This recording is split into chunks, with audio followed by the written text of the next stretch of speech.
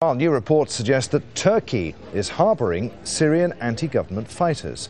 The Turkish military is said to be providing shelter to an armed opposition group waging an insurgency against President Bashar al-Assad.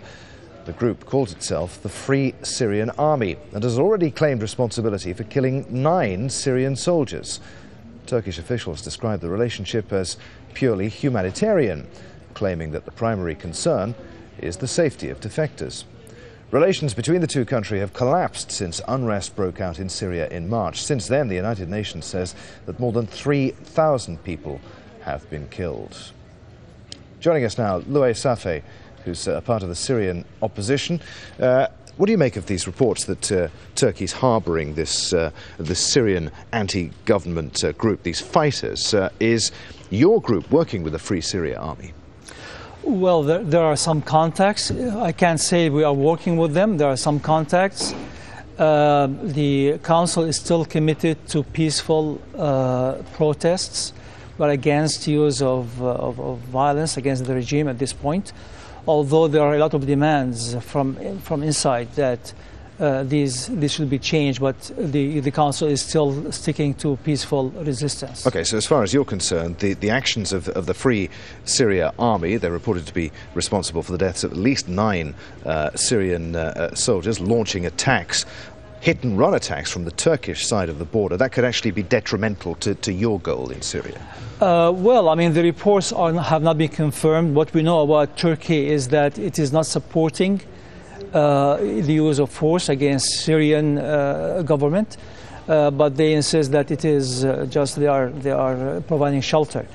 Now, we are against turning this protest into a violent one, definitely. Although we are aware of the fact that the regime is driving the whole country into that point.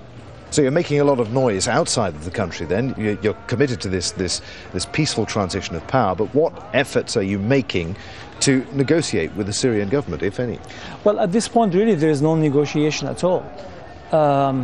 Because our position is that the government is not serious about negotiation.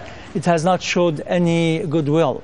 It has made a lot of promises, but nothing on the ground. So it's all, up in the air at this point. Louay Safi, who's a member of the opposition Syria National Council. We were talking there about developments in Syria, the fact that your group is negotiating with the Syrian government at the moment.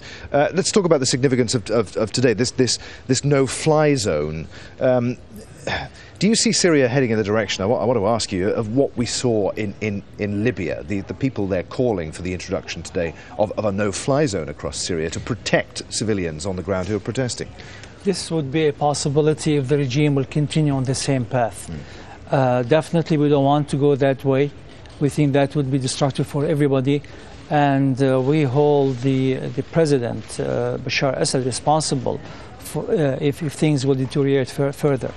Because while he was talking about reform and making a lot of promises, a lot of decrees and laws, nothing has been put in place. And so there is no trust at all in what the government is saying at this point. So how do you see events playing out in Syria over the next few weeks and months? Who is it that is keeping President Bashar al-Assad in place?